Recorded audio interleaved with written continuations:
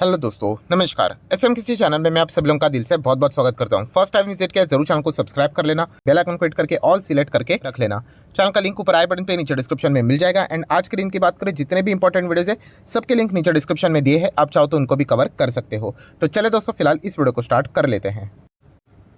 तो दोस्तों अभी हम लोग आ चुके हैं बिल्कुल हमारे नॉर्मल स्क्रीन के ऊपर। एंड दोस्तों आप सभी लोगों को पता ही है कि इस चैनल के ऊपर मैं अलग अलग टाइप के रिपोर्ट्स आप लोगों के सामने लेकर आते ही रहता हूं, राइट। सो उसके बाद आपकी जिम्मेदारी भी बनती है कि आपको इस रिपोर्ट को पढ़ना है, फॉलो करना है या नहीं करना है। बट डेफिनेटली अगर आप शेयर मार्केट में as a long term investment के बारे में विचार करते हो तो यह हैबिट आप लोगों में ज़रूर होनी चाहिए कि अलग अलग टाइप की जो रिपोर्ट्स आती है एटलीस्ट उनको ओवरव्यू करना होता है कि क्या रिपोर्ट्स चीज़ें को मतलब बताती है, राइट। एंड जितने भी रिपोर्ट्स होते हैं ना दोस्तों, ये लॉन्ग टर्म के रिपोर्ट्स होते हैं। अगर आपको लग रहा है कि कल जाके कुछ धमाका होगा या फिर एक हफ्ते में पैसों की बारिश होगी तो फिर भूल जाइए। ये रिपोर्ट्स हमेशा लंबी अवधि के रिपोर्ट्स होते हैं, राइट। सो चलिए अभी आ जाते हैं दोस्तों, ये रिपोर्ट्स निकाली किसने है। तो दोस्तों अमेरिका की अगर हम लोग बात करें, राइट, तो वहाँ पे बहुत सारे हम लोग को ऐसे अलग अलग कंपनियाँ देखने को मिल जाती है जो कि रिपोर्ट्स पेश करती है। तो ऐसे एक कंपनी ने ये रिपोर्ट्स यहाँ पे पेश की है जो कि इंडिया के ऊपर उन्होंने कुछ पॉइंट सामने रखे हुए हैं। अभी इंडिया की अगर हम लोग बात करें तो बहुत बड़ी रिपोर्ट बन सकती है, क्योंकि इंडिया इतना बड़ा है। किसी कंट्री के ऊपर भी अगर हम लोग बात करें, रिपोर्ट तो अलग अलग वे से निकाली जा सकती है। सो इन्होंने रिपोर्ट कौन से सेक्टर के बारे में निकाली है एंड किस पॉइंट्स को लेकर वो हाईलाइट यहाँ पे करके बात को सामने रख रहे हैं, तो उसके बारे में हम लोग बातचीत करने वाले हैं। सो दोस्तों आप रिपोर्ट का टाइटल भी यहाँ पे देख सकते हो कि India could achieve energy independence bye 24 नहीं 2047, राइट। तो ये पॉइंट उन्होंने यहाँ पे बताया जो कि यूएस की रिपोर्ट में देखने को मिल रहा है। अभी आधे लोगों का तो कॉन्फिडेंस ही हिल जाएगा, बोलते सर 2047 की बात हो रही है। तो ऑब्वियसली दोस्तों रिपोर्ट में हमेशा ये रिपोर्ट्स ऐसे ही लॉन्ग टर्म के होते हैं। बट इसका अर्थ ये नहीं, देखिए मार्केट ना बहुत फास्ट होता है। अगर आपको ये लग रहा है कि ये जो पॉइंट्स उन्होंने बोले हैं कि 2047, तो इतना रुकने की ज़रूरत नहीं होती। ये 10 साल के अंदर अंदर ये सारी चीज़ें हो जाती है। बाद में लोग आ जाएंगे इन चीज़ों को मतलब फॉलो करके शेयर खरीदने के लिए, बट तब तक कहानी खत्म हो चुकी होती है, राइट। सो इस रिपोर्ट की अगर हम लोग बात करें, टाइटल में क्या लिखा हुआ है कि इंडिया एनर्जी इंडिपेंडेंस अचीव कर लेगा। इंडिपेंडेंस मतलब देखिए अभी अगर हम लोग बात करें एनर्जी से रिलेटेड, पावर से रिलेटेड, अलग अलग चीज़ों से रिलेटेड हम लोग बाहर से मतलब डिपेंड करते हैं। हम लोग चीज़ों को मैक्सिमम इंपोर्ट करवाते हैं। सो ये जो इंपोर्ट करने वाला ये जो झमेला है ना, वो इंडिया 47 तक ख़त्म कर देगा। एंड मतलब हम लोग यहाँ पे क्या कर लेंगे, खुद को इंडिपेंडेंस मतलब आत्मनिर्भर यहाँ पे बन जाएंगे एनर्जी सेक्टर के मामले में। एंड इनफैक्ट इंडिया सिर्फ एनर्जी के मामले में आत्मनिर्भर नहीं बनेगा, बल्कि आपको एनर्जी एक्सपोर्ट करते हुए भी देखने को मिलेगा। ये भी चीज़ें आप लोगों को भविष्य में देखने को यहाँ पे मिल सकती है। सो ये कुछ पॉइंट्स उन्होंने रिपोर्ट में मेंशन किए हैं। सो चलिए देख लेते हैं रिपोर्ट में एग्जैक्टली उन्होंने क्या क्या बातें बोली है एंड इसके चलते कौन से सेक्टर एंड कौन से स्टॉक्स आप अपने रडार के ऊपर रख सकते हो, ये हम लोग को थोड़ी बहुत बातें पता चल जाएंगी।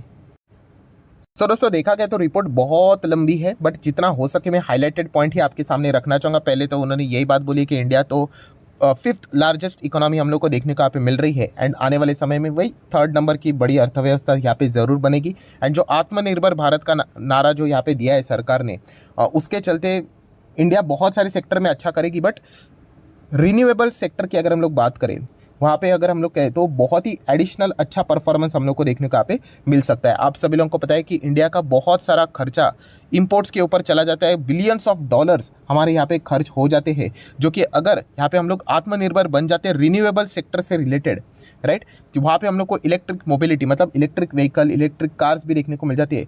तो इंडिया आने वाले समय में बिलियंस ऑफ डॉलर सेव कर सकता है इंपोर्ट्स के जरिए, राइट। यही एक सबसे बड़ा पॉजिटिव पॉइंट्स हम लोग को देखने को यहाँ पे मिल सकता है। देन अगर हम लोग यहाँ पे बात करें तो रिपोर्ट्स में कुछ इंपॉर्टेंट पॉइंट्स जैसे कि आप चेक कर सकते हैं, इंडिया लगभग 80 to 85% डिपेंडेंट है इंपोर्ट किस चीज़ के लिए, ऑयल एंड कोल से रिलेटेड। हम लोग मैक्सिमम चीज़ें यहाँ पे, क्रूड ऑयल तो आपको पता ही है 80% से ज़्यादा हम लोग इंपोर्ट ही करवाते हैं। कोल की भी अगर हम लोग बात करें, ये भी इंपोर्ट करवाते हैं। एंड इससे रिलेटेड आपको पता ही है कि पावर जनरेट हो जाता है।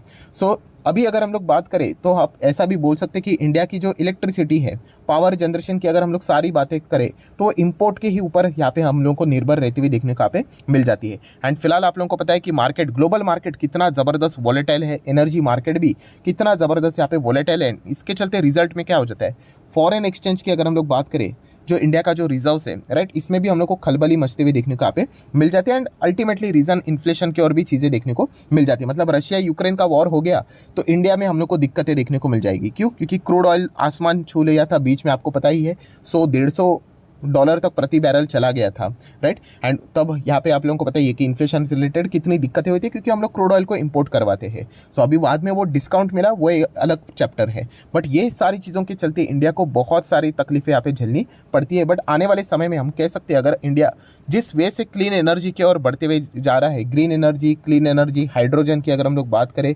रिन्यूएबल एनर्जी की अगर हम लोग बात करें, इलेक्ट्रिक व्हीकल की बात करें, ये देखिए ग्रीन हाइड्रोजन की बात करें, तो बहुत ही ज़बरदस्त फायदा हम लोग को भविष्य में होते हुए देखने को मिलेगा। एंड इसके चलते जो एनर्जी कॉस्ट है, खर्चा है, वो हम लोग को ड्रास्टिकली गिरते हुए देखने को मिलेगा, कम होते हुए देखने को मिलेगा, जो कि इंडिया के लिए एक बहुत बड़ी अपॉर्चुनिटी यहाँ पे आने वाले समय में देखने को यहाँ पे मिलने वाली है। सो ये सारे पॉइंट्स यहाँ पे रिपोर्ट में मेंशन की जा चुकी है। सो दोस्तों, अगर हम लोग यहाँ पे बात करें, रिपोर्ट में ये भी बातें बताई जा चुकी कि अभी के जो हमारे प्राइम मिनिस्टर जी है, नरेंद्र मोदी जी, राइट, तो उन्होंने भी यहाँ पे क्या किया कि कुछ टारगेट्स रखे हुए हैं, जैसे कि 500 गीगावाट का यहाँ पे रिन्यूएबल एनर्जी कैपेसिटी हम लोग को 2030 तक लेकर जाना है इंस्टॉलेशन की अगर हम लोग बात करें।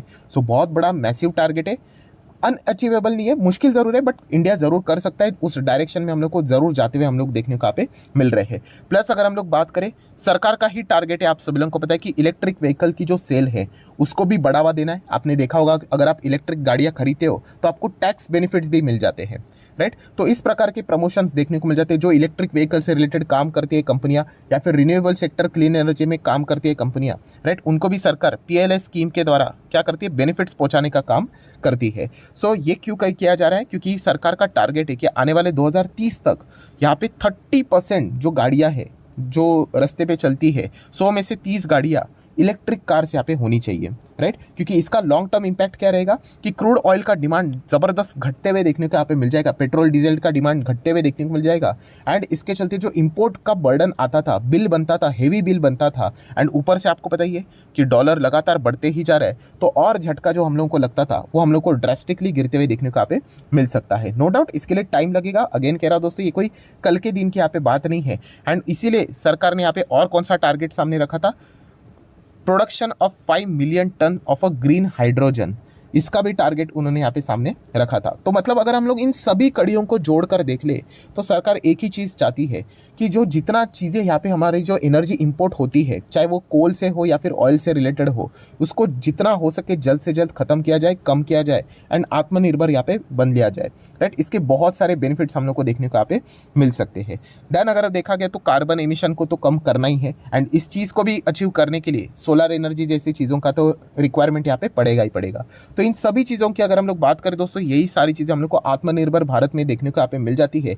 एंड इसी चीज़ का फायदा इंडिया को आने वाले समय में यहाँ पे मैसिव लेवल पे हो सकता है। ये सारे पॉइंट्स यहाँ पे रिपोर्ट में मेंशन किए जा चुके हैं। सो बेसिकली अगर देखा गया तो ये रिपोर्ट क्या बताता है कि ज़बरदस्त इन्वेस्टमेंट इंडिया में डोमेस्टिक लेवल में तो होने ही वाला है with in India, plus outside India का जो मतलब फॉरेन इन्वेस्टमेंट भी है वो भी हम लोग को रिन्यूएबल सेक्टर में, इलेक्ट्रिक व्हीकल में, ग्रीन हाइड्रोजन में मैसिव लेवल पे होते हुए देखने को यहाँ पे मिल सकता है। एंड जब भी मैं रिन्यूएबल सेक्टर की बात करता हूँ उसमें सब कुछ आ जाता है, solar power, wind energy, right, ये सारी चीज़ें हम लोग को देखने को यहाँ पे मिल जाती है। प्लस अगर हम लोग इलेक्ट्रिक व्हीकल की बात करते तो उसमें बैटरीज भी इन्वॉल्व हो जाती है, राइट। तो ये सारे पॉइंट्स आप लोगों को पता है यहाँ पे होने चाहिए। सो ये इतना बड़ा लंबा टारगेट हम लोगों का देखने को मिल रहा है, इसको इंडिया ज़रूर यहाँ पे अचीव कर सकती है। सारी पॉइंट्स रिपोर्ट में यहाँ पे मेंशन किए जा चुके हैं। जैसे मैंने आप लोगों को बताया कि मतलब लास्ट टू लास्ट अगर हम लोग कहें तो 47 तक मतलब ये तो सारी चीज़ें यहाँ पे ख़त्म ही हो जाएगी, राइट। तो जैसे मैंने कहा दोस्तों कि शेयर मार्केट बुद्धू नहीं है कि 47 तक इंतज़ार करेगा, मार्केट पहले इन चीज़ों को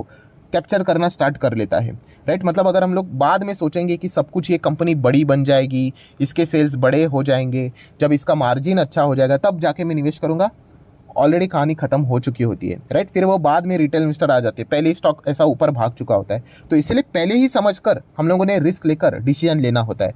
हाँ, अभी मार्केट है तो रिस्क तो रहेगा ही, राइट। ऐसा नहीं है कि आप लोग FD में निवेश कर रहे हो, राइट। तो अभी अगर हम लोग बात करें तो इस रिपोर्ट के अकॉर्डिंग यहाँ पे green energy, clean energy, hydrogen energy, इसी के ऊपर ज़्यादा फोकस यहाँ पे किया जा रहा है। तो कौन से शेयर्स हम लॉन्ग टर्म के लिए यहाँ पे रडार के ऊपर रख सकते हैं उसकी बातचीत कर लेते हैं। बट ऑब्वियसली यहाँ पे क्लियर कट डिस्क्लेमर देना चाहूँगा कि ये मेरे साइड से कोई रिकमेंडेशन नहीं, क्योंकि शेयर्स को पढ़ना पड़ता है, राइट। ऐसी कोई बात नहीं है दोस्तों कि बस रैंडमली जाके पैसा लगा दो। प्रॉब्लम क्या हो जाता है, पैसा लगाना बच्चों का खेल है, कल जाके भी कोई भी खरीद लेगा, उसके बाद कहानी स्टार्ट हो जाती है। 10% गिर गया रोना शुरू, 20% गिर गया रोना शुरू। तो ये रोते कौन है यूजुअली, जिनका विजन क्लियर नहीं होता है। वो दूसरों के कहने के ऊपर या फिर किसी के वीडियोस देखकर या फिर मेरे वीडियोस देखकर ऐसे ब्लाइंडली निवेश करते हैं। नहीं टिक सकते वो बाजार में, क्योंकि बाजार हमेशा आपको पैनिक देगा। और जब मार्केट भागता है ना दोस्तों, आप सोच भी नहीं सकते इतना फास्ट वो भागता है। आपको टाइम ही मिलेगा नहीं, आपको समझ में नहीं आएगा कि कौन से शेयर खरीदे। तो इसीलिए ऐसा या ये जो माहौल होता है ना दोस्तों, इसमें पहले ही इन्वेस्टमेंट करके छोड़ देना होता है। उसको टाइम मत कीजिए कि मेरे को मेरे रिटर्न्स कब मिलेंगे। जब बाजार को देने होंगे ना रिटर्न्स, वो इतने फास्ट दे देंगे ना कि कोई सोच भी नहीं सकता, राइट। अभी 2020 की बात करें, 7,500 के करीब था बाजार, अभी 18,000 17,000 के करीब है। जिन्होंने निवेश किया ही नहीं, राइट, वो मतलब इंतजार ही करते बैठ गए। तो इसीलिए कहना चाहूँगा, अगर आप इन्वेस्ट करते हो तो लॉन्ग टर्म के हिसाब से आपको वो इन्वेस्टमेंट छोड़ने की आदत यहाँ पे होनी चाहिए अच्छे कंपनी में। सो कौन कौन सी कंपनी आप रडार के ऊपर रख सकते हो, अगेन कहना चाहूँगा डिस्क्लेमर के साथ कि कोई रिकमेंडेशन है, बट यस ये कंपनी अच्छा कर सकती है। तो दोस्तों नो डाउट टाटा पावर ये कंपनी पर्सनली मुझे ऐसा लगता है अच्छा कर सकती है, राइट। इनका मुझे जो normal power generation distribution transmission वाला जो धंधा है ना, उसमें मुझे 1% का भी इंटरेस्ट नहीं है। मुझे सिर्फ रिन्यूएबल सेक्टर से रिलेटेड इंटरेस्ट है, राइट, क्योंकि वो वाला सेक्टर तो सरकार के अंडर आ जाते हैं, वहाँ पे तो वो कुछ नहीं कर सकते। तो इसीलिए टाटा पावर रडार के ऊपर रख सकते हो। देन दोस्तों टाटा पावर को और कौन सा बेनिफिट मिलेगा, अदानी ग्रीन। आप सभी लोगों को पता है अदानी ग्रीन इसमें बहुत बड़ा प्लेयर था, बट अदानी ग्रीन आपको पता है किस प्रकार से संकट से जूझ रहा है। ये देखिए ज़बरदस्त मैसिव गिरावट, बहुत सारे एलिगेशन, एंड अभी ये कंपनी आपको पता ही है कि खुद को बचाने में ही इनका एनर्जी चले जाने वाला है, राइट। तो अदानी ग्रीन जैसी कंपनी, मतलब बहुत बड़ा मैसिव कंपनी जो कि इस सेक्टर में आगे बढ़ने वाली थी, वो तो अभी मतलब हम कह सकते हैं सर्वाइवल मोड पे चली जा चुकी है, राइट। ये अपने प्रोजेक्ट्स को कट कर रहे हैं। तो इसीलिए इसका बेनिफिट किसको मिलेगा, टाटा पावर को मिलेगा। अभी देखिए, अभी जिन्होंने वीडियो को पूरा नहीं देखा होगा या फिर ऊपर ऊपर से ऐसे शेयर्स टर्न अराउंड कर लेते हैं, वो क्या करेंगे, अरे सर आपने तो बोला अदानी ग्रीन खरीदने के लिए, यही दिक्कत हो जाती है, राइट। तो अदानी ग्रीन खरीदने के लिए बिल्कुल भी नहीं बोल रहा हूँ दोस्तों मैं, इनफैक्ट बता रहा हूँ कि अभी ये दिक्कत में आ चुका है, तो इसके जो कॉम्पिटिटर है इनको फायदा हो गया। तो बेस्ट कॉम्पिटिटर कौन था इसका, टाटा पावर ही था, राइट। अदानी ग्रीन की बात करें, ट्रांसमिशन की बात करें, तो टाटा पावर में ही सब कुछ आ जाता है, एनर्जी जनरेशन, डिस्ट्रीब्यूशन, ट्रांसमिशन, सब कुछ, राइट। तो इसको बहुत अच्छा फायदा मिलेगा। नेक्स्ट अगर हम लोग बात करेंगे तो आप चाहो तो एमटार टेक को फॉलो कर सकते हो, क्लीन एनर्जी के सेगमेंट में, बट बहुत भयंकर रिस्की स्टॉक है, small cap micro cap type की कंपनी है। तो ये पॉइंट भी आपको पता होना चाहिए, बट इनका मेजर जो बिजनेस है वो डिफेंस से रिलेटेड देखने को मिल जाता है। नेक्स्ट बात करेंगे केपीआई ग्रीन एनर्जी, अफलातून रिस्की कंपनी, राइट। 450 के करीब ये कंपनी थी, तब हम लोगों ने वीडियो को कवर किया था। फिर रॉकेट की तरह भागा, बोनस स्प्लिट हुआ, वापस 400 के रेंज में यहाँ पे आ चुका है। बट आप देख सकते हैं ऐसे कंपनी में प्रमोटर होल्डिंग 54% है एंड 50% शेयर्स गिरवी है। तो इसका अर्थ ये नहीं कि कंपनियां खराब होती है। अभी जो छोटे कंपनीज होती है ना दोस्तों, उनको मतलब लोन कोई कैसे दे सकता है, उनको अगर फंडिंग चाहिए, एक्सपांड करना है, उनके पास तो पैसे इतने ज़्यादा होते नहीं है, एक्सट्रीमली एक्सपांड करना है तो उनको बड़े लोन उठाने पड़ते रिस्क लेकर, तो उनको अपने शेयर्स इक्विटी ही गिरवी रखनी पड़ती है। तो इसलिए कहा दोस्तों, मार्केट ना सिचुएशन के हिसाब से आपको समझ में आना चाहिए, इसको फॉर्मूला मत बना लेना कि शेयर्स प्लेज है इसलिए वो कंपनी खराब हो गई या फिर घटिया हो गई। हाँ, रिस्क बहुत भयंकर है कि कंपनी कल अगर 19-20 अगर कुछ हो गया, आपको पता ही है इस कंपनी का सबसे बड़ा रिस्की फैक्टर कौन सा है, इनका सिर्फ एक ही प्लांट है। अभी वहाँ के प्लांट में अगर कुछ गड़बड़ आ गई समझ लो, तो फिर गया ना बिजनेस पूरा। तो ये चीज़ें हम लोग को देखने को मिल जाती। तो ये निवेश करने से पहले सोचना होता है, ऐसा नहीं कि निवेश करो और बाद में पूछना स्टार्ट करो। तो रिस्क है, तो आपको पता ही है कि ऐसे कंपनी में ज़्यादा रिटर्न्स मिलने के चांसेस होते हैं। चाहो तो बोरोसिल रिन्यूएबल, इस कंपनी को भी स्टडी करना, डिसेंट कंपनी। बहुत सारे लोग पूछते हैं सर ये कंपनी कैसी, अच्छी कंपनी है, चाहो तो स्टडी कर सकते हो। देन देखा गया तो H2 मतलब हाइड्रोजन की अगर हम लोग बात करें, सो हाइड्रोजन में भी देखा गया तो अदानी ग्रीन अच्छा खासा एंटर करने वाला था, बड़ा इन्वेस्टमेंट अनाउंसमेंट किया था। आपको अब तो सब कुछ पानी में जाते हुए देखने को यहाँ पे मिल रहा है। तो अदानी ग्रीन अगेन कह रहा हूँ दोस्तों, मैं कोई रिकमेंडेशन नहीं दे रहा हूँ कि इसमें जाके निवेश करो करके। अभी जो वीडियो फास्ट देखेंगे वो तो उनकी जिम्मेदारी, राइट, वो तो शॉर्टकट मार लेते हैं। तो अदानी ग्रीन यहाँ पे आगे नहीं बढ़ रहा है, तो इसका फ़ायदा किसको मिलेगा, रिलायंस को भी मिलेगा, क्योंकि हाइड्रोजन में रिलायंस हम लोग को एग्रेसिवली आगे बढ़ते हुए देखने को मिल रहा है। हाइड्रोजन एनर्जी की अगर हम लोग बात करें तो डेफिनेटली इन कंपनीज को आप क्या कर सकते हो, अपने रडार के ऊपर रख सकते हो, स्टडी यहाँ पे कर सकते हो। सो ये जो रिपोर्ट है दोस्तों बहुत ही कमाल की रिपोर्ट है। एंड देखिए, किसी की रिपोर्ट के चलते हम लोगों को कोई मतलब बोलते हैं ना, इंडिया का भविष्य तय नहीं कर सकता। हर किसी को पता है इंडिया का भविष्य मैसिव है, ज़बरदस्त है, सॉलिड है। हाँ, थोड़ा बहुत 19-20 यहाँ पे हो सकता है, बट जो आने वाली जो ग्रोथ स्टोरी रहेगी इंडिया की, वो एकदम अफलातून रहने वाली है, बहुत ही कमाल की यहाँ पे रहने वाली है। तो इसीलिए इन्वेस्ट करके लंबी पारी खेलोगे तो फिर अच्छा खासा रिटर्न मिल सकता है। शॉर्ट टर्म का विचार करोगे तो फिर बड़ा पैसा नहीं बनेगा, छोटा मोटा प्रॉफिट बन सकता है।